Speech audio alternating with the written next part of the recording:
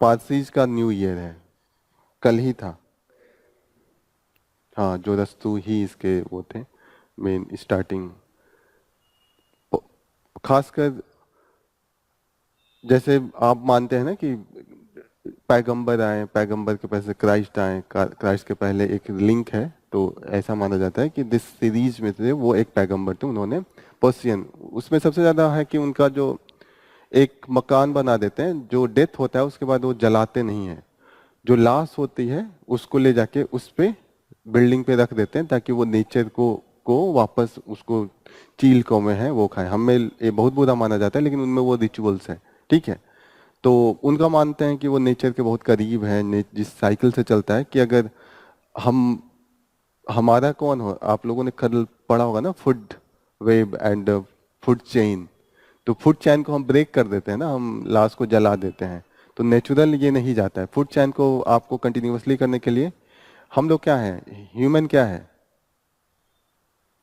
Food chain में कहाँ पे हम आते हैं,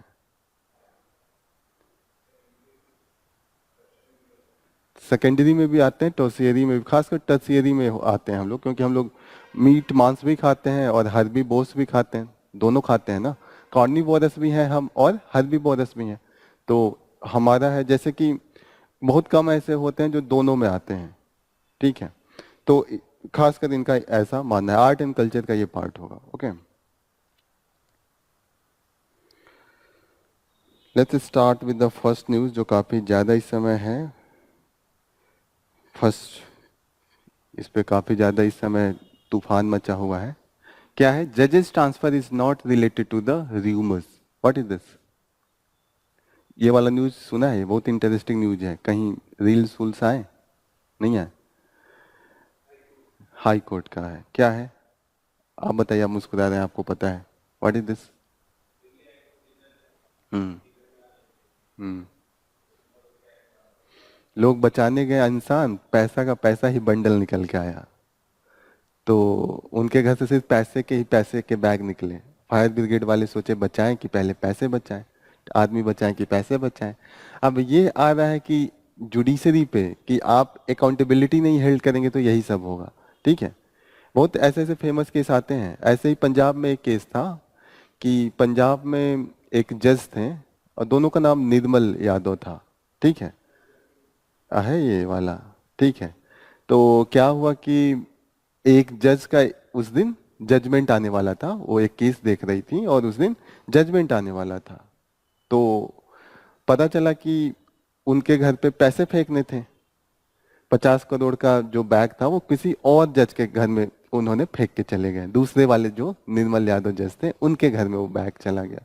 तो फोन करके बताया पुलिस को कि मेरे घर में 50 करोड़ का बैग। तो बाद में पता चला कि डीलिंग उनसे हुआ था, गलती से उन्होंने फेंक के दूसरे घर में गए थे। तो आप समझ सकते हैं 50 लाख का एक बैग आ जाता है जस्ट एक डिसीजन देने के पहले। तो इस टाइप का चीजें होती रहती है। तो यही है कि डिस्कशन ये चल रहा है कि कैसे इसे रोका जाए। तो यहाँ पे अब एनजेएसी एक लाया गया था, गवर्नमेंट लाई थी, नेशनल जुडिशियल अपॉइंटमेंट कमीशन, ठीक है। जो अपॉइंटमेंट का तरीका है वही ही बहुत ही फ्लॉड है। फ्लॉड का मतलब बहुत ही ज्यादा उसमें कमियां हैं। क्या है तरीका इनको अपॉइंट करने का? सुप्रीम कोर्ट का क्या है, कोलिजियम सिस्टम है। कोलिजियम में कौन कौन होगा? एक तो चीफ जस्टिस ऑफ इंडिया होंगे और 4 सीनियर मोस्ट जजेज होंगे अगर सुप्रीम कोर्ट के जज का अपॉइंटमेंट करना है, और हाई कोर्ट का जज का अपॉइंटमेंट करना है तो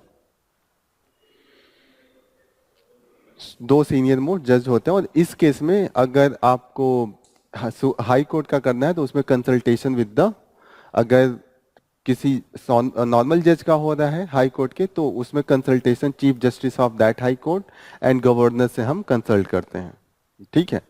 अगर चीफ जस्टिस का होगा तो वो वहाँ के जो सीनियर मोस्ट होंगे उन्हीं को हम मैक्सिमम करते हैं, ऐसा प्रोविजन है, ठीक है। निकालने का क्या तरीका है, रिमूवल का? अपॉइंटमेंट के लिए क्या एलिजिबिलिटी होनी चाहिए? सुप्रीम कोर्ट का क्या एलिजिबिलिटी होना चाहिए? जैसे किसी को भी जज बनाना है तो एलिजिबिलिटी क्या होनी चाहिए? 35 यार, एज एकदम गलत, एज तो डिफाइंड ही नहीं है। जजों का एज एलिजिबिलिटी में नहीं है, ये कई बार कंफ्यूजन करने के लिए पूछ सकता है। ठीक है, तो क्या होना चाहिए? Advocate for the 10 years into the high court, succession में होना चाहिए। ये नहीं कि 1 साल किया 10 साल बैठ गए कह दिया कि हम 10 साल से करें। सक्सेशन मतलब कंटिन्यूअसली उनका केस चलना चाहिए। ठीक है, तो 10 साल ए और 5 साल वो अगर किसी भी हाई कोर्ट के जज हैं इन द सक्सेशन अगेन, तो वो अपॉइंट हो सकते हैं। ये है हाई कोर्ट का जज अगर करना है तो क्लियर हो रहा है। दो ही अपॉइंटमेंट का एलिजिबिलिटी क्राइटेरिया है, एक है कि 3 है, सुप्रीम कोर्ट में 3 है, हाई कोर्ट में 2 है। एक तो हम लोगों ने कहा 5 साल वो जज होने चाहिए हाई कोर्ट में, तो सुप्रीम कोर्ट में भेज सकते हैं। 10 साल एडवोकेट होना चाहिए। तो ये 5 साल 10 साल का जो केस है वो सुप्रीम कोर्ट में है, हाई कोर्ट में दोनों 10 साल का है। ठीक है, तो ये थोड़ा कंफ्यूजन होता है कि 5 साल वाला इसमें है कि उसमें है। क्लियर हो रहा है मैं क्या कह रहा हूँ? सुप्रीम कोर्ट का जज बनने के लिए एलिजिबिलिटी जो होना चाहिए, 3 एलिजिबिलिटी है। पहला है कि 5 साल हाई कोर्ट का जज होना चाहिए। दूसरा है कि 10 साल प्रैक्टिसिंग होना चाहिए as a advocate into the high court. ठीक है, तीसरा है कि वो एमिनेंट जूरिस्ट होना चाहिए। ये बहुत रेयर केस में एमिनेंट जूरिस्ट को किया जाता है इन द किसके राय से? प्रेसिडेंट के नज़र में। प्रेसिडेंट अगर सोचते हैं कि ये एमिनेंट जूरिस्ट है, एमिनेंट जूरिस्ट का बहुत ज़्यादा उनका नॉलेज हो जुडिशरी के बारे में, या कहीं पे वो प्रैक्टिस कर रहे हो, कुछ उसमें कुछ एक्सपर्टाइज हो, रिसर्च किया हो, वो जूरिस्ट होते हैं। ठीक है, क्लियर हो रहा है? ये 3 क्राइटेरिया है। ये जूरिस्ट वाला क्राइटेरिया हाई कोर्ट वाले एलिजिबिलिटी में नहीं है। हाई कोर्ट में सिर्फ 2 वाला है कि जज होने चाहिए और एडवोकेट होने चाहिए। जज जो होने चाहिए वहां पे वो ये लिखा है कि जुडिशियल ऑफिशियल्स। ठीक है, यहाँ पे क्लियर कट जज नहीं लिखा है, जुडिशियल ऑफिशियल्स लिखा है। ठीक है, और दूसरा 10 साल उनका प्रैक्टिसिंग होना चाहिए। तो ये 2 क्राइटेरिया है। क्लियर हो रही है? जूरिस्ट वाला चीज नहीं है। अब आता है रिमूवल का क्या मेथड है? हम्म,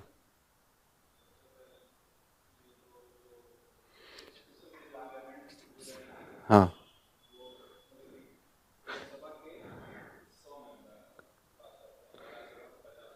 सबसे पहले तो ये पार्लियामेंट के थ्रू होंगे। ये रिमूवल जो है वो पार्लियामेंट के थ्रू होगा। ठीक है, पार्लियामेंट में होगा। फिर आप बता रहे हैं कि 100 अगर लोकसभा में है रिजोल्यूशन साइन करके भेजना होगा। लोकसभा में अगर भेजना है तो 100 साइन होने चाहिए, और राज्यसभा में भेजना है तो आधा होते हैं ना राज्यसभा में, तो 50 होगा। तो 100 और द 50, लोकसभा में 100 एंड राज्यसभा में 50 होना चाहिए। 50 जो लोकसभा के मेंबर है, जो हमारे सांसद हैं, वो साइन करके भेजेंगे। अभी साइन किया हुआ है। ठीक है, साइन किया है। इलाहाबाद के एक हाई कोर्ट के जज हैं, उनके खिलाफ है, लेकिन अभी मुद्दा ये चल रहा है कि साइन कुछ लोगों का डबल है, तो इसीलिए उसको रोक के रखा है। ठीक है, तो ये साइन होना चाहिए, रिजोल्यूशन इसे कहते हैं। पहला स्टेप ये है। अब रिजोल्यूशन ये देंगे किसके पास? अगर लोकसभा में है तो स्पीकर के पास, राज्यसभा में है तो चेयरमैन के पास। अब यहाँ पे देखिएगा कि डिस्क्रिशन होता है, जो स्पीकर है और जो चेयरमैन है वो एक्सेप्ट कर भी सकते हैं, रिजेक्ट भी कर सकते हैं। क्लियर हो रहा है ये चीजें? अब प्रोसेस हो गया कि अब एक्सेप्ट हो गया तो क्या होगा? स्पेशल मेजॉरिटी से पास होने के पहले एक कमेटी बनाई जाएगी, इंक्वायरी कमेटी। ठीक है, जजेज इंक्वायरी एक्ट 1967 पास हुआ था। रिमूवल का प्रोसेस जो है वो जजेज इंक्वायरी एक्ट है।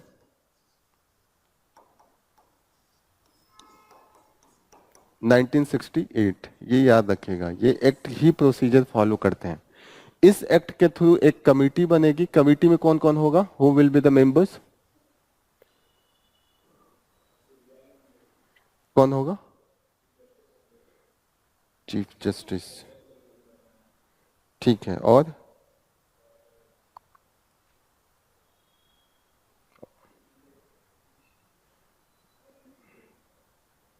Leader of opposition. इसमें सब जज ही होंगे और एक जूरिस्ट होंगे।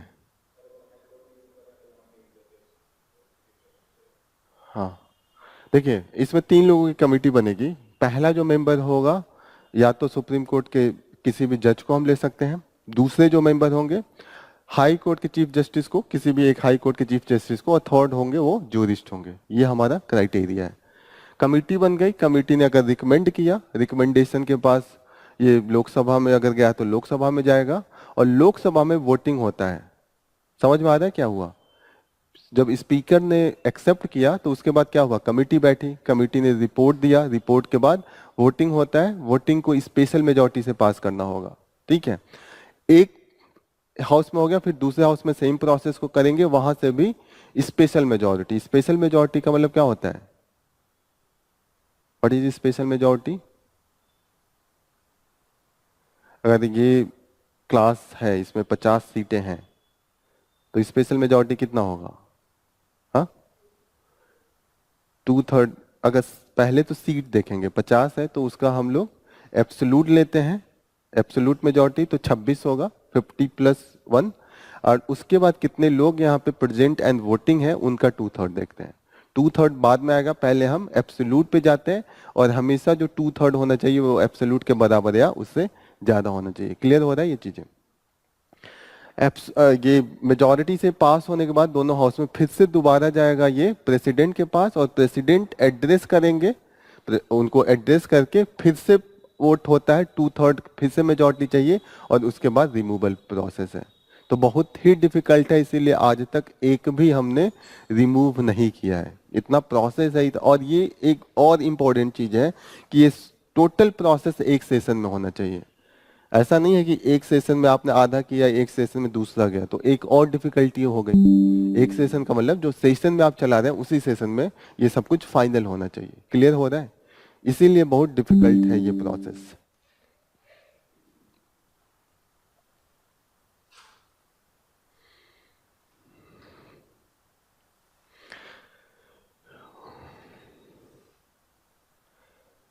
एक और न्यूज जीएस पेपर 1 से है, दैट इज इंडोनेशिया में एक बालकनो अभी इरप्ट हो रहा है। The name of volcano is the mount Lewotobi Laki Laki. ठीक है, अगर अगर ये पूछ देता है कि माउंट लेवोटोबो लाकी लाकी अभी हाल ही में न्यूज में था और कहाँ पे ये इरप्ट हुआ है, तो that is into the Indonesian. Normally Indonesia में अभी कई हुए हैं, तो this is also into the Indonesia. PCS में पूछता है ये सब चीजें।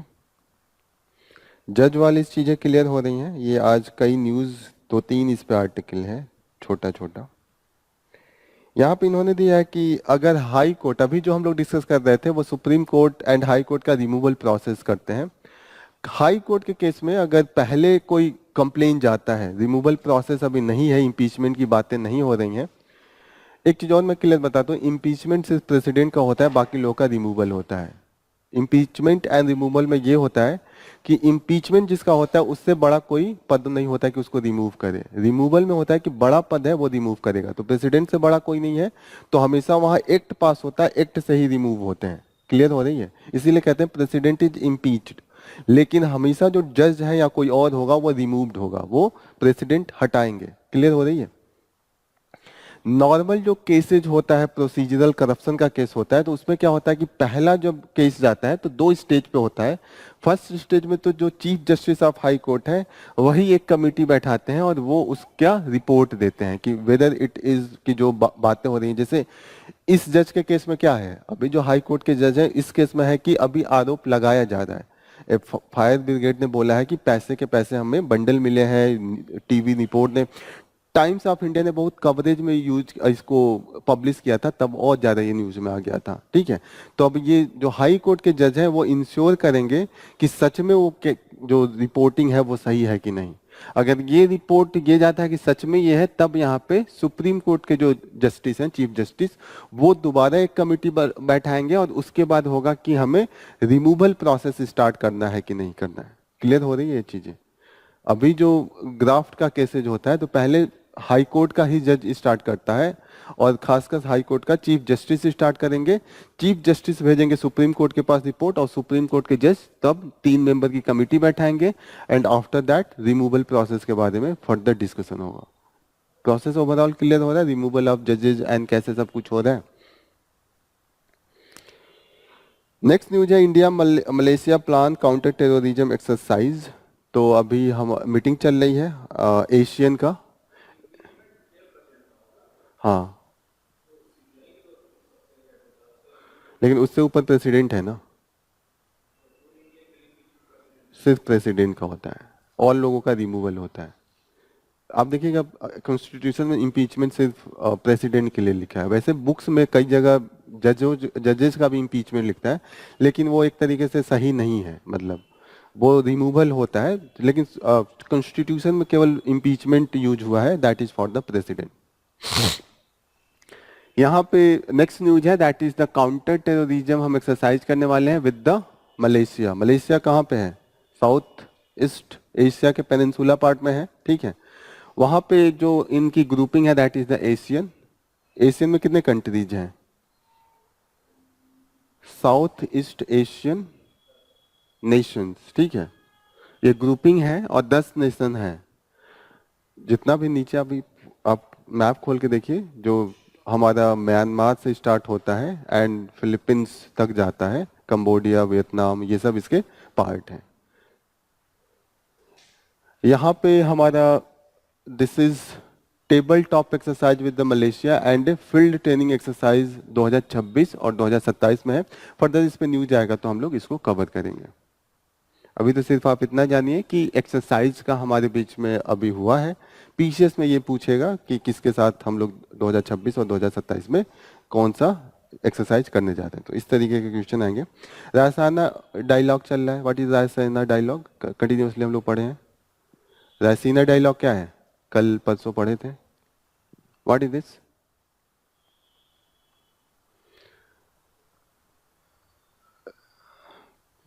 आप बताइए, रायसीना डायलॉग क्या है? हम्म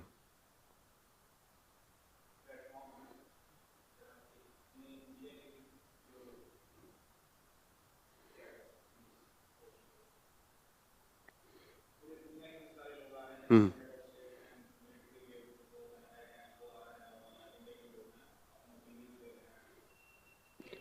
या राइट। कौन इस किसके अंडर में हो रहा है? एक प्लेटफॉर्म है जहाँ पे लोग, बुद्धिजीवी लोग बैठेंगे, मिलिट्री से रिलेटेड, ओआरएफ के अंडर में होगा। ओआरएफ प्लस एक्सटर्नल जो हमारी अफेयर्स मिनिस्ट्री है इंडिया की, वो है। इंडिया का ये इनिशिएटिव है। इसके पहले सांग्रीला डायलॉग बहुत फेमस था। सांग्रीला डायलॉग के अंडर में जो इंडो पैसिफिक के नेशंस थे वो अपनी मीटिंग करते थे, ठीक है। हमने अभी स्टार्ट किया सेम लाइन पे कि ताकि डिस्कशन हो, हम दुनिया के लोगों को बुलाएं। इसलिए ये न्यूज में है क्योंकि अभी जो न्यूजीलैंड के प्राइम मिनिस्टर आए हुए हैं, क्रिस्टोफर लक्सम, वो इसके चीफ गेस्ट हैं, ठीक है। तो संग्रीला डायलॉग इस समय हमारा जो फॉरेन पॉलिसी स्ट्रेटेजी हम बना रहे हैं उसका चीफ जो डायरेक्शन है उसके थ्रू हमारा हम डायरेक्ट कर रहे हैं। ऑब्जर्वर ओआरएफ रिसर्च फाउंडेशन जो है ORF, that is a think tank body. Think tank मतलब वहाँ पे बुद्धिजीवी लोग हैं, वो अपना आर्टिकल लिखते हैं, पूरे दुनिया का जो प्लानिंग चल रही है उनका रिसर्च पेपर पढ़ते हैं कि यूएस में क्या प्लानिंग चल रही है, और इंडिया का उसी अनुसार से प्लान बनाते हैं, ठीक है। ओआरएफ क्या है? What is ORF? अभी बता रहा था, एक थिंक टैंक बॉडी है। थिंक टैंक का मतलब बुद्धिजीवी इंटेलेक्चुअल बैठते हैं खासकर डिफेंस से रिलेटेड, और वो इंडिया का प्लानिंग कैसे होगा वो बनाते हैं। बहुत पुरानी संस्था है, नियर अबाउट 25 सालों से ये काम कर रही है ओआरएफ, ठीक है।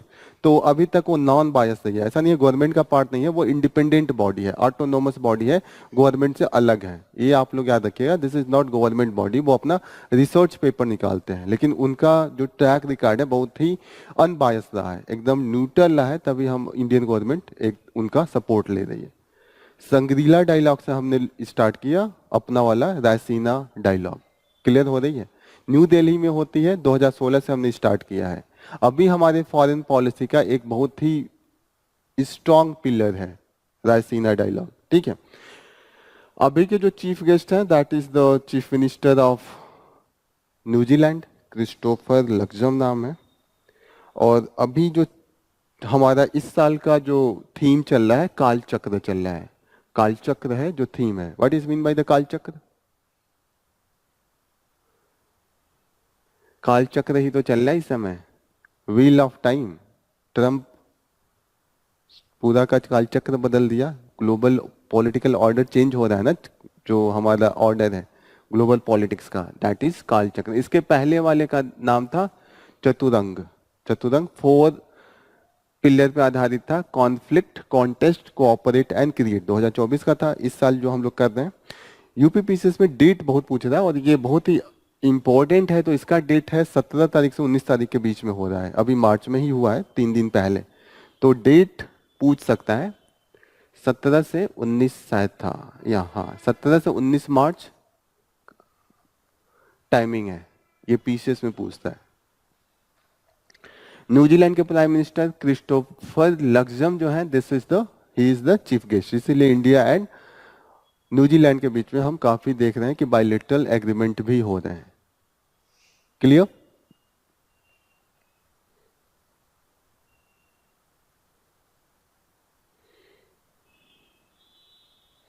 संग्रीला डायलॉग भी देख लीजिएगा, ये मेनली मुझे लगता है। नेक्स्ट न्यूज है, civil society groups call for the government to not water down RTI act. What is mean by the water down? What is mean by water down? English भी पढ़ लिया जाए, वाटर डाउन बताइए, आप बताइए। Water down, जब कुछ चीजें आप थिक हो जाती है तो पानी मिला के पतला करते हैं। दाल वाल कभी तो हो जाता होगा, तो पानी मिलाने के लिए कहा जाता है।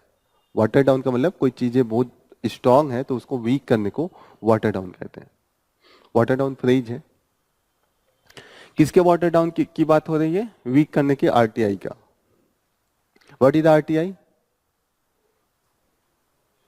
राइट टू इंफॉर्मेशन एक्ट 2005 में आया था। हमें पूछने का अधिकार है, जो हमारा आर्टिकल 19 के अंडर में right to freedom of speech and expression है, उसी के एक एक्सटेंशन अगर हम ले तो राइट टू इंफॉर्मेशन भी है। क्योंकि जब तक राइट टू इंफॉर्मेशन नहीं होगा तब तक राइट टू जो लाइफ है 21 वो भी सही से नहीं होगा। अरे डेमोक्रेसी का पूरा पिलर ही इंफॉर्मेशन पे है। Informed citizen is much better for the democracy than the uninformed.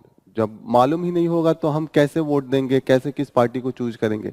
तो माना जाता है कि RTI is the very strong pillar for the democracy, informed citizenship है। काफी लड़ाई करने के बाद ये आया था 2005 में। उसके पहले एक दिन मैं बता रहा था ना, निखिल डे है, शंकर सिंह है, अरुणा रॉय हैं, आईएएस ऑफिसर थी, रिजाइन देके ये एनजीओ चलाती हैं। क्या नाम बताया था उस दिन एनजीओ का? मजदूर किसान शक्ति संगठन। बहुत इंपॉर्टेंट ये ऑर्गेनाइजेशन है। एनजीओ कभी भी लिखना हो उसका एग्जांपल आप हमेशा लिख सकते हैं। मजदूर, अरे मजदूर किसान दो ही के पिलर पे पूरा इकोनॉमी चलता है, एक तरीके से सोसाइटी चलता है। मजदूर किसान शक्ति संगठन, और बहुत ही स्ट्रांग एनजीओ है। तो आरटीआई इन लाया गया था। आरटीआई के थ्रू हमें अधिकार दिया गया था कि कोई भी ऑफिस है, गवर्नमेंट ऑफिस है, पब्लिक ऑफिस है, वहां पे किस तरीके से चीजें चल रही है उसका हम इंफॉर्मेशन मांग सकते हैं, until and unless it is not associated with the national security. ठीक है, लेकिन अभी इन्होंने धीरे धीरे इसको वाटर डाउन किया है, अमेंडमेंट कर करके। कंटिन्यूसली अमेंडमेंट पहले भी किस लिए किया? पहले इस तरीके से था कि स्टैट्यूटरी बॉडी हमने बना दिया एक्ट के थ्रू, और इसके जो चीफ इंफॉर्मेशन कमिश्नर है वो बाय द एक्ट बनते थे। धीरे धीरे अभी 2016-17 में गवर्नमेंट ने इसको वीक करके क्या करा कि जो टेन्योर और किस तरीके से सिलेक्शन प्रोसेस होगा ये टोटल अपने गवर्नमेंट के हाथ में ले लिया। अभी पिछले साल इन्होंने एक और अमेंडमेंट किया, उसके थ्रू इन्होंने बोला है कि अगर कोई पर्सनल इंफॉर्मेशन आप मांगेंगे और वो पब्लिक नीड में नहीं है तो हम नहीं देंगे पर्सनल इंफॉर्मेशन। अब आप जब चीजें पर्सनल इंफॉर्मेशन बोलने लगते हैं तो बड़ा ही सब्जेक्टिव टर्म हो जाता है, क्या पर्सनल है क्या नहीं है आप डिसाइड नहीं कर पाएंगे। मैं किस हवेली में रह रहा हूँ ये पर्सनल भी हो सकता है क्योंकि मेरी गाड़ी है, लेकिन ये पब्लिक भी हो सकता है क्योंकि गाड़ी कहाँ से आई इतनी महंगी। होता है ना कि आपकी तनख्वाह है 70,000 और आप गाड़ी चला रहे हैं 1 करोड़ की, तो होता है ना पूरी जिंदगी आप अगर एक 60-60 हजार इकट्ठा करें तो भी 1 करोड़ नहीं हो पाएगा। तो ये सब चीजें होगी, इसीलिए यहाँ पे विरोध चल रहा है कि they have water down. Particularly जो इंफॉर्मेशन इन्होंने कहा है कि सेक्शन 81J ऐड किया है और यहाँ पे बोला है कि government agency refuse to application for the personal information. अभी का जो है खासकर विरोध इसका चल रहा है। क्लियर हो रहा है? राइट टू इंफॉर्मेशन पे एक साल पूछा भी है और बहुत ज़्यादा पूछने के चांसेज हैं, क्योंकि कंटिन्यूअसली ये न्यूज़ में है, गवर्नमेंट इसको कहीं ना कहीं चेंज करती है, मतलब की है लगातार। एनजेएससी अभी हम लोगों ने डिस्कस किया है कि 2015 में लाया गया था, इसलिए लाया गया था कि जो प्रोसेस कॉलेजियम सिस्टम है उसको हटा के हम एक सिस्टम बनाना चाहते थे जिसमें जुडिशरी के 3 लोग हो और 3 लोग आउट ऑफ जुडिशरी हो, जिसमें लॉ मिनिस्टर भी थे। ठीक है, law minister and the person nominated by the prime minister, 2 लोग ऐसे थे। लेकिन ये सुप्रीम कोर्ट खुद ही इसको अनकॉन्स्टिट्यूशनल डिक्लेयर कर दी। सुप्रीम कोर्ट ने बोला कि अगर हम इंफॉर्मेशन देंगे अगर इसमें अगर आउटसाइड जुडिशरी बॉडी इन्वॉल्व होगी, खासकर मिनिस्टर जो लॉ के मिनिस्टर हैं वो अगर इन्वॉल्व होते हैं तो क्या होता है, this is considered as the independence of judiciary है वो कॉम्प्रोमाइज होगा। और दूसरा जो लॉजिक दिया गया था कि politicisation of the judicial body, की पॉलिटिक्स करके आपके जो सपोर्टर हैं आप उसको जुडिशरी में भी एंट्री करेंगे। देखिए ये एक तरीके से बहुत डिबेट का है, यूपीएससी उसी साल पूछ लिया था, 2016 में ही इस पे क्वेश्चन पूछा था। ठीक है, मेंस में भी पूछा, मेंस में खासकर 2 जगह पूछा था, जीएस पेपर 2 में भी पूछा था, पीएसआईआर के ऑप्शनल में भी पूछा था। ठीक है, डिबेट इसलिए है कि मानिए जो अगर जुडिशली इस इंडिपेंडेंट है तो अगर कॉम्प्रोमाइज हो रहा है तो मानिए करप्शन के केसेज हैं, लेकिन अगर पॉलिटिसाइजेशन भी हो जाए तो पॉलिटिक्स भी इन्वॉल्व हो जाएगा, साथ साथ करप्शन तो हटेगा नहीं। ऐसा थोड़ी है कि मिनिस्ट्री या कोई और बॉडी में पॉलिटिसाइजेशन नहीं है, हर जगह तो पॉलिटिसाइजेशन है ही है। तो ये सब चीजें काफी डिबेट में आजकल चल रही हैं।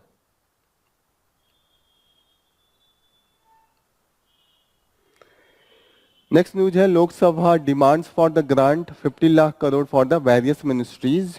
तो यहाँ पे एक दिया हुआ है कि Lok Sabha on the Friday pass demand for the grants for the various ministries and approve expenditure for the 50 lakh crore. समझ रहे हैं, 50 लाख करोड़ है, इतना पैसे आते हैं हमारे लिए, कितना हमारे तक पहुंचता है। Okay, demand for the grants by the applying the guillotine, ये हमें जानना है what is the guillotine. Guillotine का नाम सुना है कभी? यहाँ पे दिया है कि demand for the grants by applying guillotine which means funds for the minister it guillotine is applied on are consider approved without discussion. What is the guillotine, नीचे डिफाइन कर दिया, लेकिन गलिटन का कभी नाम सुना है?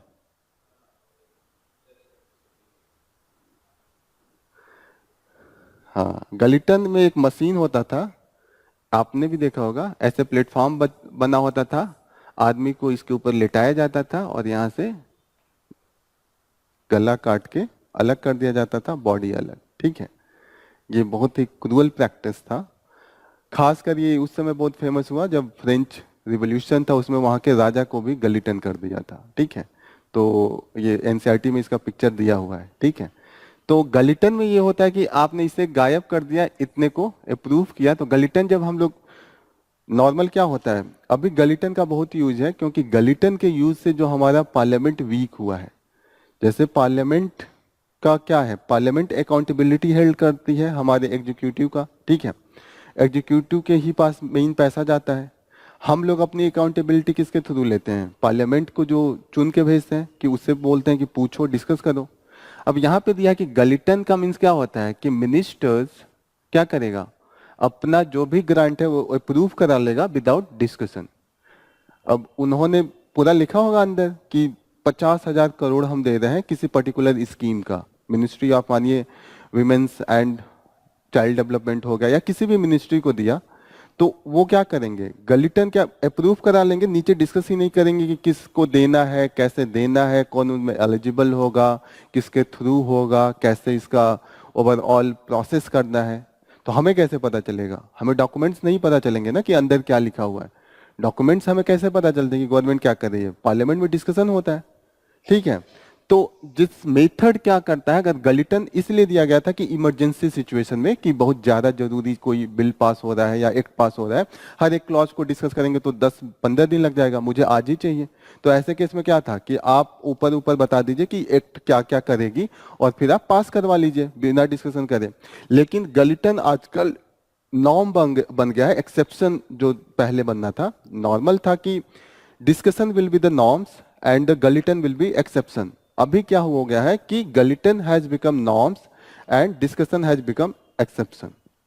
ठीक है, चीजें समझ में आ रही है? गलिटन के सिवा और भी क्लोजर मोशंस होते हैं। क्लोजर मोशंस का मतलब आपको डिस्कस, किसी भी चीज को क्लोज करना है, किसी भी एक्ट को, किसी भी बिल को, किसी भी आप स्कीम को, तो उसको क्या करते हैं? सबसे पहला होता है, कई पार्ट में बांटा जाता है। एक होता है कि नॉर्मल जो सिंपल क्लोजर होता है। सिंपल क्लोजर में होता है कि प्रॉपर तरीके से डिस्कशन होगा, जब इंड हो जाएगा एक्ट का, जैसे एक्ट होगा, एक्ट को बिल के रूप में हम लोग डिस्कस करते हैं पार्लियामेंट में, उसमें क्लॉज लिखा होता है 1 2 3। जैसे कल हम लोग पढ़ रहे थे क्लॉज, उसमें सेक्शन 5 6 7 था। क्या पढ़ा था कल हमने?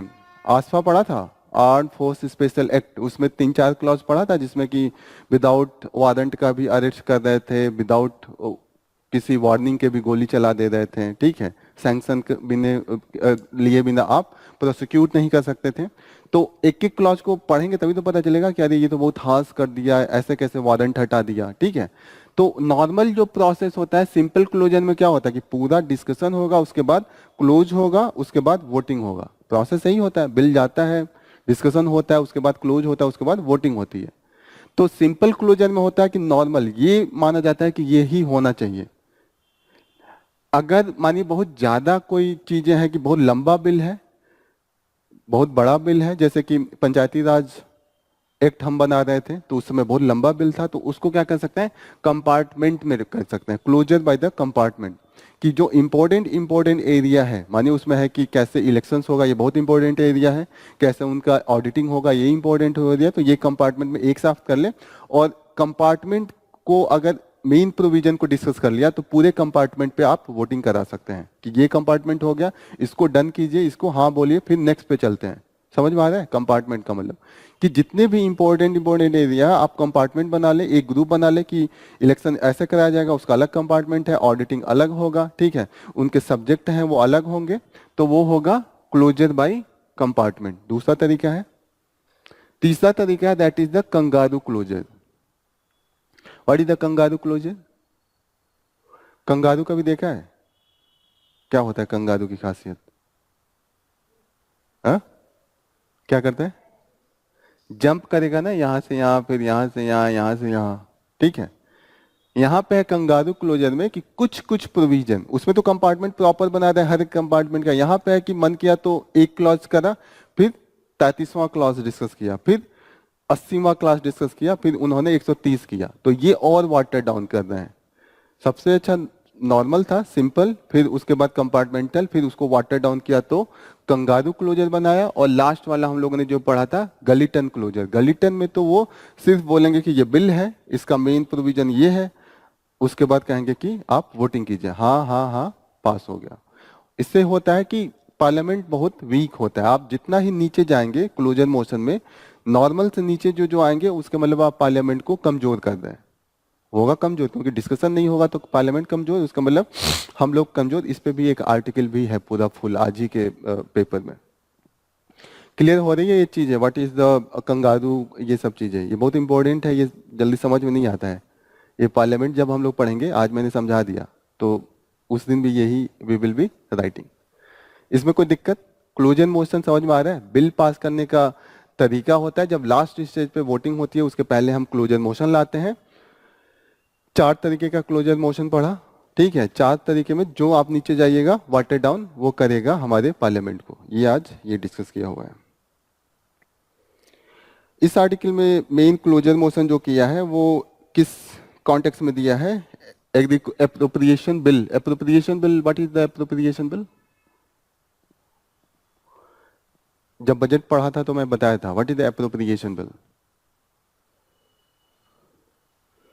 आप बताइए।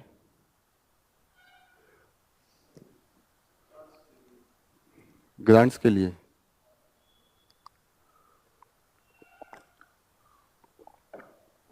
कुछ कुछ सही है, कोई और अच्छे से आप बताइए। देखिए, जो बजट हम लोग कह रहे हैं जैसे ग्रांट के रूप में होता है, कोई भी चीज हम बिना पार्लियामेंट के सहमति के नहीं निकाल सकते हैं। जो पूरा बजट बनता है, उस बजट को पैसे निकालने के लिए हम एक एक्ट के रूप में पेश करते हैं। जितना भी बजट होता है वो पार्लियामेंट कैसे देगा? एक एक्ट के थ्रू होगा, और एक्ट के थ्रू करने के लिए हम जो बिल बनाते हैं that is the appropriation bill. पूरा का पूरा हम उसमें लिखते हैं जो बजट होता है वही एक्ट के रूप में अप्रोप्रिएशन बिल होता है, और वही पारित होकर हमें जो पार्लियामेंट के एग्जीक्यूटिव हैं उनको पैसे मिलते हैं। फिर इस आर्टिकल में दिया हुआ है कि जो फॉर्म एमएसपी के लिए गवर्नमेंट पैसा दे रही है अभी 22 लाख करोड़ दे रही है। तो ये जब आप मेंस का कभी लिखेंगे तो ये सब चीजें आप यूज कर सकते हैं कि अभी एज पर द जो हमारे एग्रीकल्चर मिनिस्टर हैं शिवराज सिंह चौहान, उनके अनुसार में हमारा जो अभी एमएसपी पे खर्चा है वो 22 लाख करोड़ है। ठीक है, एमएसपी क्लियर है ना? What is the MSP? Minimum support price. Legal है कि इलीगल? अभी जस्ट विदाउट स्टैट्यूटरी इसका सैंक्शन है, इलीगल तो नहीं है, ये बाय द स्कीम्स है। इलीगल का मतलब तो जस्ट अपोजिट, लीगल नहीं है। लीगल नहीं है इसका मतलब ये है कि एक्ट के थ्रू हम नहीं देते हैं। ये स्कीम है, गवर्नमेंट अपना मन करे तो आज दे ही रही है सोयाबीन पे, कल को नहीं देगी। ठीक है, लीगल नहीं है। ठीक है, मतलब एक्ट के थ्रू नहीं दिया है, वो गवर्नमेंट का एक स्कीम टाइप का चलाते हैं। इसके थ्रू क्या होता है कि जब भी खेती करनी होती है, खेती का जो सीजन आता है, 3 सीजन होता है। क्या क्या होता है? राबी, खरीफ एंड जैद, 3 होता है। जब भी सीजन आएगा उसके जस्ट पहले गवर्नमेंट अनाउंस करती है कि सोयाबीन के लिए हम इतना पैसे देंगे, वीट के लिए इतना देंगे, राइस के लिए इतना देंगे, कि कोई नहीं खरीदे मार्केट में तो आप हमसे आके खरीदिएगा। और इससे रिलेटेड जो डिबेट चल रहा है कि इसको लीगलाइज करना। लीगलाइज करने का मतलब ये होता है कि एक्ट बना के बताइए, जैसे मनरेगा है कि मनरेगा में आप गए, 100 दिन का आपने जॉब मांगा, अगर सरकार कहे कि हमारे पास जॉब नहीं है तो पैसा देगी, मतलब आपको ना नहीं कह सकती है। कैसे? या तो जॉब दे या तो 100 दिन का पैसा दे, ये है। ऐसे ही एमएसपी होगा, तो एमएसपी अगर लीगलाइज हो जाएगा तो मैं जाऊंगा लेके, अगर मैं प्रोड्यूस, तो खरीदना ही पड़ेगा। अभी है कि वो एमएसपी बनाते हैं, नहीं बनाते हैं, किस तरीके से रेट देते हैं, कुछ भी आप केस नहीं कर सकते हैं। This is just a scheme, government आपको दे रही है, वो अपना क्या दरिया दिली दिखा रही है। लेकिन जब एक्ट बन जाएगा तो आपका वो राइट हो जाएगा। ठीक है, तो इसी को गवर्नमेंट नहीं कर पा रही है क्योंकि इतना ज्यादा डिमांड हो जाएगा कि गवर्नमेंट के पास पैसे नहीं होंगे। अब ये हाल है कि खरीद नहीं रही है। आप लोग कहीं देखते होंगे, यूपी में कहीं एमएसपी का देखा है? अपनी जिंदगी में कहीं देखा है कि खरीद रहे हैं? आपने देखा है? अच्छा, आप काम किए, अच्छा आप तो गवर्नमेंट के। कहाँ पे था आपके वहाँ? सिद्धार्थनगर में खरीदा जाता था? कितना? क्या? 2800 करोड़ चावल? अच्छा ठीक है, किसके थ्रू हो रहा था आपके वहाँ? ओके, जो एपीएमसी होता है वो मार्केट होता है, जो ये बता रहे हैं। जैसे किसान जब लेके जाएगा तो उसको लिए मंडी चाहिए ना, कहाँ वो बेचेगा? गवर्नमेंट के लोग वहां पे होंगे, ऑक्शन करेंगे। एपीएमसीज एक मार्केट होता है जहां किसान अपना प्रोड्यूस ले जाके बेच सकता है एमएसपी प्राइस पे। ठीक है, एपीएमसीज जो होते हैं, जो ये मार्केट कमिटीज होते हैं, वो स्टेट गवर्नमेंट फॉर्म करता है। स्टेट गवर्नमेंट फॉर्म करेगा, लेकिन दिक्कत यह है कि एपीएमसी का कॉन्सेप्ट बहुत अच्छा है, लेकिन इसके फ्लॉड आ जाते हैं। फ्लॉड क्या है? हम ह्यूमन हैं, करप्ट हो ही जाते हैं। तो एपीएमसीज में जो मार्केटिंग करेगा, जो खरीदेगा, that will be the trader, उसका लाइसेंस होना चाहिए, और लाइसेंस वो गवर्नमेंट देती है। और लाइसेंस क्या होता है? मिली जुली मिलके वो दिया जाता है। गवर्नमेंट काफी इसमें करप्ट करती है, लाइसेंस देने के लिए बहुत पैसे करती है। अब लाइसेंस पैसे लेके खरीदा है तो वो क्या करते हैं कि जो लाइसेंस खरीदते हैं वो अपना गुटबाजी बना लेते हैं, एक अपना कार्टेल बना लेंगे। और किसान जाएगा तो वो आपस में फिक्स करेंगे कि चावल लाएगा तो चावल का अगर रेट है तो आप इससे ज्यादा नहीं खरीदेंगे। होता है ना कि हम लोग खरीदेंगे ही नहीं, उतना दूर से ट्रक से लेके आएगा, तो लेके जाएगा तो फिर ट्रक का पैसा देना होगा, और ट्रांसपोर्टेशन कॉस्ट इतना हाई होता है कि किसान सोच भी नहीं सकता दोबारा लेके जाए, या तो रोड पे फेंक के चला जाए या तो जो रेट मिल रहा है वो करे। तो किसान को ये सस्ते दाम में बेच के जाना पड़ता है। तो वही कहा जाता है कि अगर फ्लॉड है तो किसान को भी घाटा लगा, जो हम लोग लाते हैं हमें भी घाटा लगता है, क्योंकि हम जो कंज्यूमर है हमारे पास क्या होता है, इंटरमीडियरी के थ्रू आएगा। मैक्सिमम पैसे जो खा जाएंगे वो जो ट्रेडर्स बीच के इंटरमीडियरी हैं वो खा जाते हैं। तो ना ही कंज्यूमर्स को फायदा हुआ और ना ही प्रोड्यूसर को फायदा हुआ। एपीएमसी का ये सब फ्लॉड है, ये सब यहाँ पे थोड़ा सा बताया गया है कि एपीएमसी सही से काम नहीं कर रही है, और उसके कारण किसानों को जो उनकी मांग है। आगे भी एक और चिली पे है कि कर्नाटका में चिली के जो ट्रेडर्स हैं वो बहुत परेशान है, उनको भी पैसे कम मिला है, तो उस पर भी एक बहुत डिटेल में आर्टिकल है। उसका भी मेन यही है कि एपीएमसी और फ्लॉड। तो ये आप जीएस पेपर 3 में जब एग्रीकल्चर इकोनॉमी पढ़ेंगे तो उसका पार्ट है, वो बहुत डिटेल में पढ़ाया जाएगा। अभी जस्ट मैं एक छोटा सा एक आपको ब्लूप्रिंट दे रहा हूँ, समझ में आ रहा है? लेकिन समझ में आया क्या है एपीएमसी, कैसे एमएसपी होता है?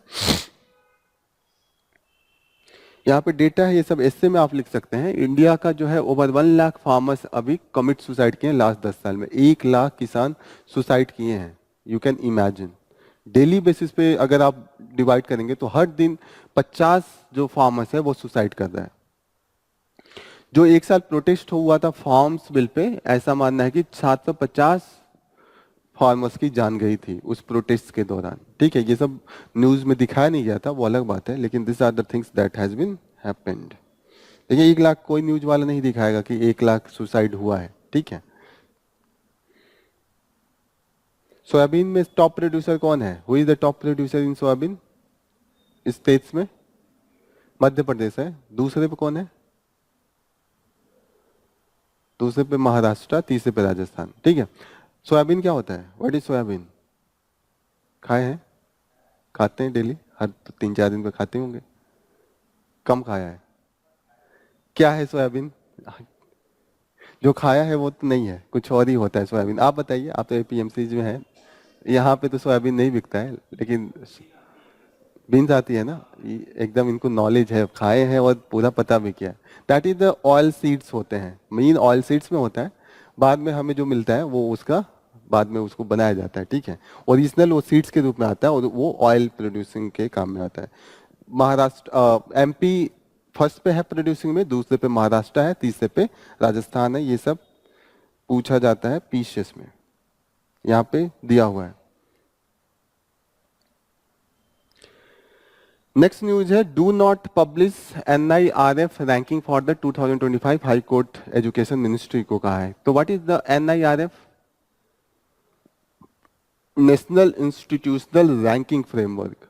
जो कॉलेज हैं उनका किस क्वालिटी के टीचर हैं, किस क्वालिटी का इंफ्रास्ट्रक्चर है, इसके बेसिस पे 2 रैंकिंग आती है। एक NAC का आता है, एक NIRF आता है। NIRF दिस इज वॉलंटियर्स, ये वॉलंटियरी बेसिस पे, वॉलंटियर बेसिस पे कॉलेज अपना खुद का रिपोर्ट देते हैं और खुद के रिपोर्ट के बेसिस पे NIRF फ्रेमवर्क बनाता है। इसी चीज को लेकर विरोध हो रहा है कि NIRF को कह रहे हैं कि NIRF को कि मत पब्लिश कीजिए, क्योंकि इसमें क्या होता है कि कॉलेज खुद अपना बना के भेजता है कि हम ऐसे हैं। ये जो जितना इसका मतलब हो, जो जो अपने बारे में जितना ज्यादा एक्सप्लेन कर ले, अच्छा प्रमोशन कर ले, वो उसका टॉप रैंकिंग होगी। इसमें दिक्कत यह है कि वेरिफिकेशन नहीं होगा। आप कितना भी बढ़ा चढ़ा के लिख ले, वेरीफाई हो जाए तो क्लियरिटी हो जाए कि सच में वहाँ पे किस तरीके का क्लासेज है, किस तरीके के टीचर्स की क्वालिटी है। एक बार वेरिफिकेशन होता है तब क्लियरिटी आती है। NIRF नहीं करता है और इसीलिए हो रहा है कि इसमें आप बायसनेस झलकता है, तो इसको आप रोक दीजिए, क्योंकि उससे क्या होगा, स्टूडेंट कंफ्यूज होगा ना। मैं सही से इंफॉर्मेशन नहीं करूंगा, क्योंकि मुझे जितना जो दिखाया जाएगा बाद में पता चले कि रियलिटी कुछ और है, तो इसीलिए विरोध हो रहा है। दूसरा जो है वो NAC का है। What is the NAC?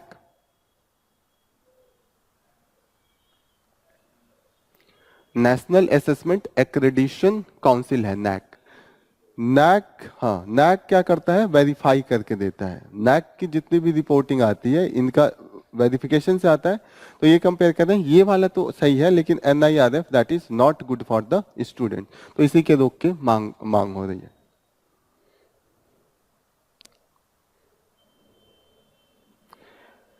Next news is navigating differences at द 10th edition of the Raisina dialogue. New Zealand prime minister Christopher Luxon chief guest हैं। तो ये सब अभी हमने देखा, तो यही यहाँ पे इन्होंने कहा है कि किस तरीके से इंडिया एंड न्यूजीलैंड नेचुरल दोस्त हो सकते हैं, डिस्पाइट हमें काफ़ी डिसिमिलरिटी है, क्योंकि पॉपुलेशन बहुत अलग है, इकोनॉमी बहुत अलग है।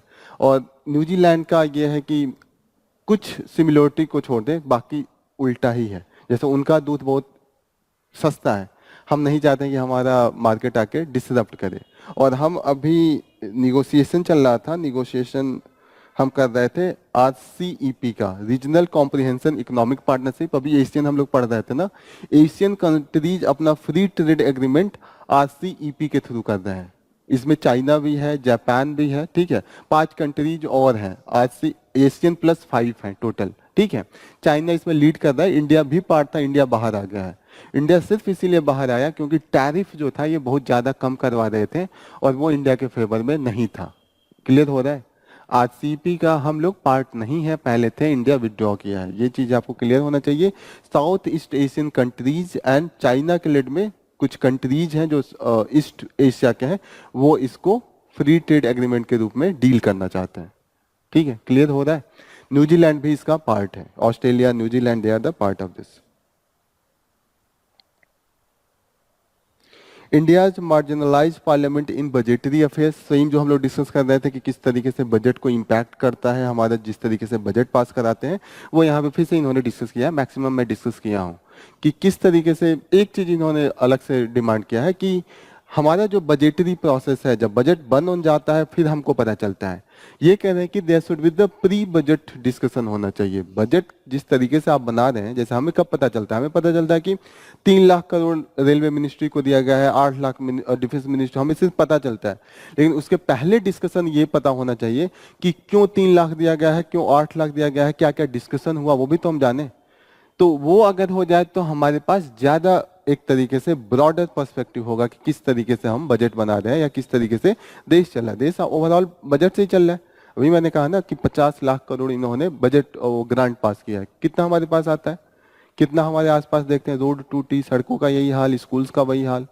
ठीक है, जिस तरीके से जितना बजट हम दे रहे हैं, उस तरीके से अगर अगर सच में वो इम्प्लीमेंट करा जाए या हमको दे दिया जाए, हर एक मोहल्ला में दे दिया जाए कि आप अपने डिसाइड कर लीजिए कि मोहल्ले में क्या क्या बनवाना चाहते हैं और मोहल्ले के एक आदमी को आप हेड बना दे, तो that should be the much better output. तो ये उन्होंने कहा कि ये सब का कारण ये है कि ओवरऑल प्रोसेस ही बहुत ही कॉम्प्लिकेटेड है और हमें जो रखा जाता है वो दूर रखा जाता है कि किस तरीके से चीजें हो रही हैं। तो पहला इन्होंने दिया है कि we should go for the pre budgetary जो डिस्कशन होता है वो स्टार्ट करना चाहिए।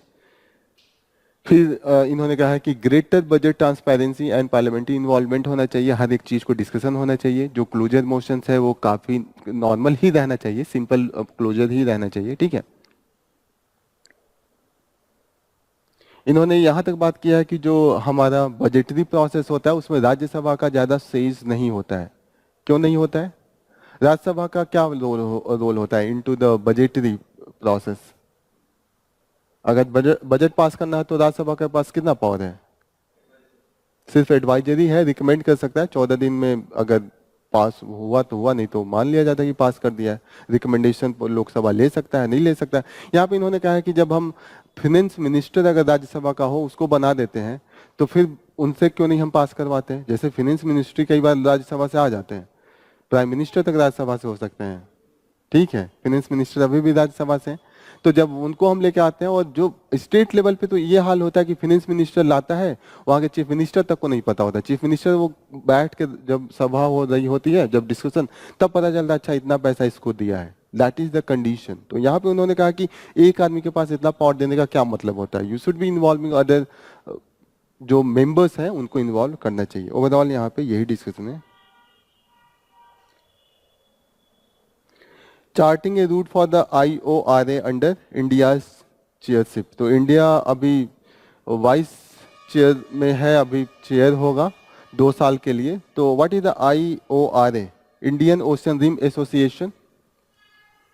जैसे इंडो पैसिफिक टाइप का हमने कॉन्सेप्ट लाया था कि Indian Ocean and Pacific Ocean को किस तरीके से हम उसकी सिक्योरिटी देखेंगे, किस तरीके से स्ट्रेटजी रहेगी, किस तरीके से मरीन जो रेगुलेशन होगा, किस तरीके से वहाँ पे पोल्यूशन कंट्रोल करेंगे, उसी सेम बेसिस पे हमने IORA लाया था, इंडियन ओशियन रिम एसोसिएशन। इसके अंडर में ये था कि जितने भी ये कंट्रीज हैं, ये मैप है, दीज आर द ग्रीन में जो दिया है वो मेन मेंबर है और जो रेड में दिया है दे आर द ऑब्जर्वर्स। ठीक है, एसोसिएट मेंबर्स है। तो ये इंडियन ओशियन का जो देखिए जहां जहां कनेक्टेड है, एक चीज आप ध्यान रखिएगा, पाकिस्तान इज नॉट पार्ट। ये पूछ सकता है, हमें लगेगा कि टच करता है इंडियन ओशियन से, तो हमें लगेगा कि वो भी पार्ट है। ठीक है, तो Pakistan is not part of this. साथ साथ यहाँ पे म्यांमार भी पार्ट नहीं है। तो ये दो देश को आप हटा के ही देखेंगे, क्योंकि और तो आप मैप से निकाल लेंगे। जहां जहां ये कोस्टल एरिया है, they all will be part of this IORA। Clear? US and China इसके ऑब्जर्वर्स हैं, रस्सा कुछ नहीं है।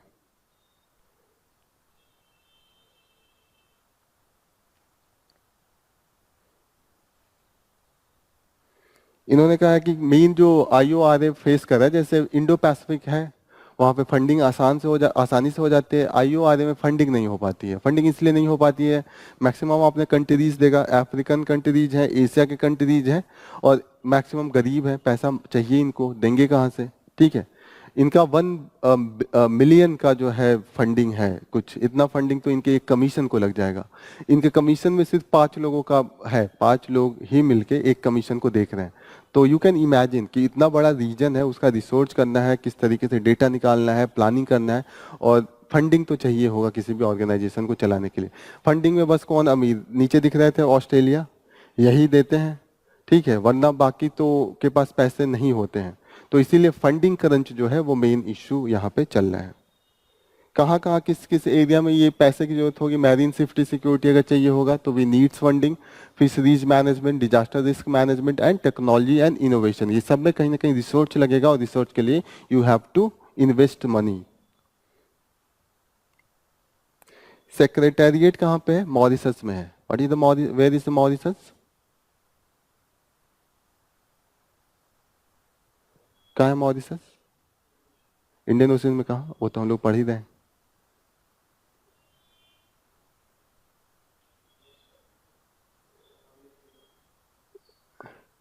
सबसे क्लोज अफ्रीकन कंट्रीज कौन है मॉरिशस के, मेडागास्कर है। उसने दिखाया था मेडागास्कर समंदर के अंदर में है, और उसके बगल में क्या था, दैट वाज मॉरिशस। मॉरिशस से हमारे पास फंडिंग बहुत आती है। इंडिया एक प्लान चला रहा है खासकर इंडियन ओशियन में इंडिया और अफ्रीका को बाय द सी रूट से जोड़ने के लिए, दैट इज द सागर। सागर जैसे है, दैट इज लाइक द, उनका चल रहा है ना चाइना का बेल्ट एंड रोड इनिशिएटिव के, उसके अंडर में India security and the growth for all बना रहा है।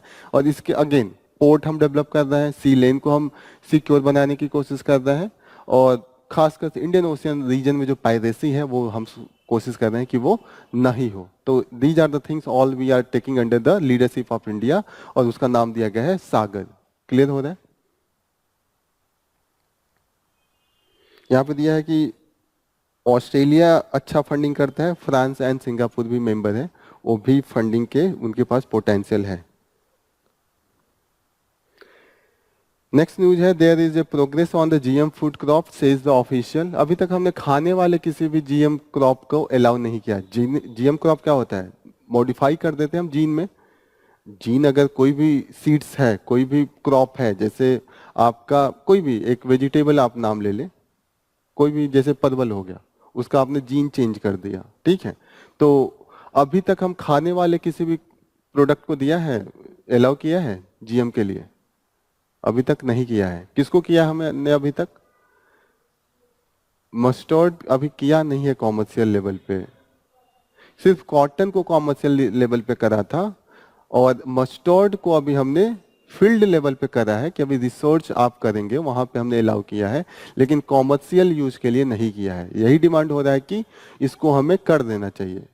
इसके सपोर्ट में लोग कह रहे हैं क्यों कर देना चाहिए, गर्मी लग रहा है, एसी चला है, अच्छा गर्मी लगे तो बता दीजिएगा। एक बैग चल रहा है कि नहीं चल रहा है, एक भी नहीं चल रहा है, ठीक है, वो वाला भी चल जाएगा, ठीक है।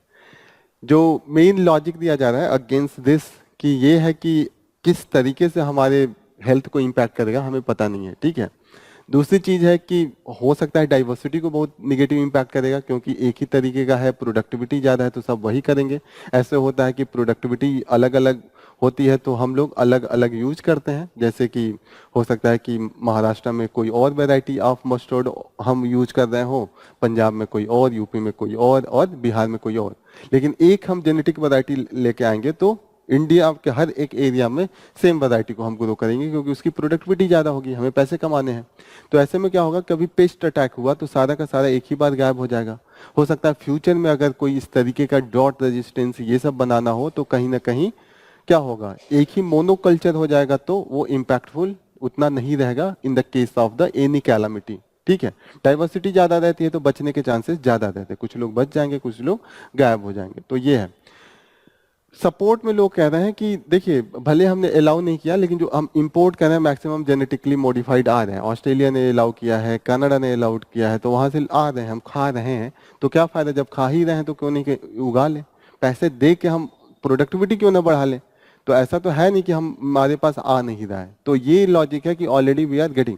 दूसरा ये है कि ऑलरेडी रिसर्च हुआ है, वो फील्ड रिसर्च हुआ है, वहां से अप्रूवल हुआ है, तो इतना तेजी से ऐसा भी नहीं है कि चेंज हो जाएगा। अगर चेंज होगा तो हम फिर विड्रॉ करेंगे। तो ये सब चीज़ें लॉजिक दी जा रही हैं कि इसको इंट्रोड्यूस करना चाहिए, इससे हमारा फूड सिक्योरिटी स्ट्रांग होगा, हमारे जो फार्मर्स की स्थिति जो खराब हो रही है वो इम्प्रूव होगी। ये सब चीज़ें हम लॉजिक दे रहे हैं। साथ साथ हम ये कह रहे हैं कि इतना बड़ा पॉपुलेशन है, कैसे हम इसको सस्टेन करा पाएंगे। पॉपुलेशन बढ़ ही रहा है तो फूड सिक्योरिटी भी तो इंश्योर करना है। दूसरी चीज इन्होंने कहा कि क्लाइमेट चेंज से रिलेटेड भी चीजें हैं, वो भी हम इसके थ्रू हम लोग उसको फेस कर सकते हैं। जैसे जीन मॉडिफाई करके, मानिए कहीं पे ड्रॉट रेजिस्टेंस हम बना ले क्रॉप, तो कैसे होगा? जीन मॉडिफाई करके कर सकते हैं। तो आने वाले टाइम में क्लाइमेट चेंज होगा, क्लाइमेट चेंज होगा तो चीजें थोड़ी सी क्या होंगी, उस अनुसार ढालनी होगी ना। We have to adopt as per that. तो उसके लिए हम कह रहे हैं कि जीन मॉडिफिकेशन वाली जो क्रॉप है उसको अलाउ कर देना चाहिए। हीट प्लान, अभी हीट वेव आने वाला है तो पहले से ही हम प्लान बना ले। आने वाला जो हमारा 30th जो सेशन होने वाला है दैट ब्राजील में होने वाला है, तो ये अभी बहुत से न्यूज आएंगे तो ये हम देखेंगे। जो मैं मिर्च वाला कह रहा था ना, मिर्च का प्राइस प्लमेट किया है, कर्नाटका में हालत खराब है, खासकर जो मिर्च के फार्मर्स हैं। तो ये बता रहे हैं कि क्या क्या रीजन है। एक रीजन इन्होंने डिस्कस किया कि जो एपीएमसीज है वो फंक्शनल नहीं है। जो हम लोग एपीएमसी डिस्कस कर रहे थे ना कि जो मंडी जहाँ पे गवर्नमेंट खरीदती है वो फंक्शनल नहीं है, ये इन्होंने मेन करा है। कोल्ड स्टोरेज की डिमांड होती है, कहीं पे भी फार्मर्स का अगर मूवमेंट होता है कोल्ड स्टोरेज, आप लोग यहाँ पे कहाँ देखने को मिलता है? कहीं मिलता है? पूरे गोरखपुर में कितना होगा? एक भी, एक होगा, एक दो होंगे मैक्सिमम। हाँ, दो है, इनको याद है, सोचिए। तो सिर्फ दो हैं, वो ऐसे भी दिखते भी नहीं। आप किसी डेवलप्ड कंट्री में जाइए, हर एक मतलब मुश्किल से 3 किलोमीटर आप चलेंगे रोड पे पूरा कोल्ड स्टोरेज ये सब देखने को मिलता है। यहाँ पे इतनी ज्यादा पॉपुलेशन फिर भी नहीं है, क्योंकि और गवर्नमेंट ऐसा नहीं है कि पैसे खर्च नहीं कर रही। अभी देखा है ना, 22 लाख करोड़ एग्रीकल्चर का ये बजट है। उन्होंने बोला कि एमएसपी पे हम इतना दे रहे हैं। एक न्यूज यहाँ पे है कि यूएस का north west cascade, south cascade एक ग्लेशियर का नाम है। वहाँ पे इन्होंने 50-60 सालों से ट्रेस कर रहे हैं, तो वहाँ पे पाया कि सच में ग्लेशियर रिट्रीट कर रहा है। ग्लेशियर रिट्रीट का मतलब क्या होता है? यस, पीछे जा रहा है। रिट्रीट का मतलब होता है पीछे बढ़ना, ठीक है। पीछे क्यों जाएगा? जब वहां पे मेल्टिंग ज्यादा होगा। नॉर्मल ग्लेशियर में ये होता है पिघलता है, हर एक ग्लेशियर पिघलता है, लेकिन फिर से वो दोबारा रिकवर कर लेता है। रिट्रीट का मतलब आप टोटली पिघल के पीछे चले गए। मतलब नॉर्मल कंडीशन क्या होता है कि ग्लेशियर है, जब गर्मी आएगा पिघलेगा, फिर जाड़े में वापस उतना ले लेगा। लेकिन अभी जो कंटिन्यूसली हमें देखने को मिल रहा है, ये यहाँ पे इन्होंने पिक्चर देखा है, यहाँ पे देखिए, यहाँ पे भी दिख रहा है, ये बाद में खाली लैंड दिख रहा है। तो ये उस समय का लैंड है जब ग्लेशियर फुल होता है, कवर्ड होता है। तो कहीं ना कहीं रिट्रीट कर रहा है, जगह जगह देखिए यहाँ पे ज्यादा है, शाइनिंग है ज्यादा है, ये ग्लेशियर का ही है। यहाँ पे गायब लग रहा है। तो एज ए प्रूफ के रूप में ये दे रहे हैं कि क्लाइमेट चेंज का जो हम लोग कह रहे हैं कि नहीं ये फॉक्स है, ये सही नहीं है, फैलाया गया है। तो इन्होंने कहा कि कई प्रूफ है हमारे पास, और ये 1958 से ही उसके पिक्चर को ट्रेस कर रहे हैं कि उस समय क्या था, कैसे वो अपना जगह बदल रहा है। ये यूएस का है, तो ये न्यूज में है, तो एक बार इसको आप लोग ध्यान दीजिएगा। कैस्केड ग्लेशियर नाम है, साउथ कैस्केड ग्लेशियर। वॉशिंगटन जो है उनका एक स्टेट है, उसी में ये है। Namibia inaugurates its first women president Nandi Ndaitwah. तो ये बस पीसेस के लिए you should know this. This is all about from the today's news. Here we will conclude our session. Thank you for joining the session. All the best. Jai Hind.